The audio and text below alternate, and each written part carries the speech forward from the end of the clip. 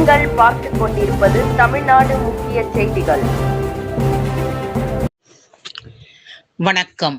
சித்திரை மாத பிரம்மோற்சவ விழாவை முன்னிட்டு 7ஆம் நாளான இன்று திருவள்ளூர் வீரராகவர் கோயில் தேர் திருவிழா நடைபெற்றது. 4 மாட வீதிகள் வழியாக வீரராகவர் ஸ்ரீதேவி பூதேவியுடன் வலம் வந்தார். நோயை தீர்க்க வல்லவரான வீரராகவருக்கு உப்பு மிளகு ஆகியவற்றை தேர் சக்கரத்தில் கொட்டி ஏராளமான பக்தர்கள் சாமி தரிசனம் செய்தனர். 108 திவ்ய தேசங்களில் ஒன்றான திருவள்ளூர் ஸ்ரீ வைத்திய வீரராகவ பெருமாள் கோவிலில் சித்திரை மாத பிரம்மோற்சவ விழா கடந்த 22ஆம் தேதி கொடியேற்றத்துடன் துவங்கியது.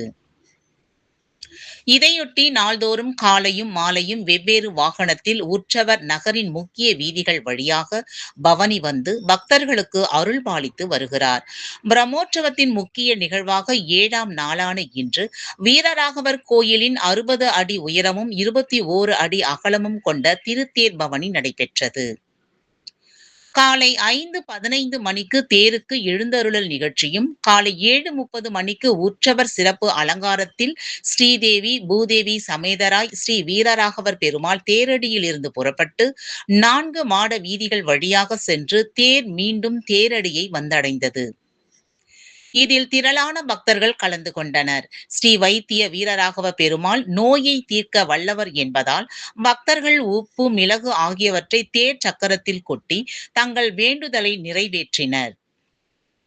இந்த தேர் திருவிழாவில் திருவள்ளூர் மற்றும் சுற்று வட்டார பகுதிகளை சேர்ந்த ஏராளமான பக்தர்கள் கலந்து கொண்டு வீரராகவரை வழிபட்டு சென்றனர்.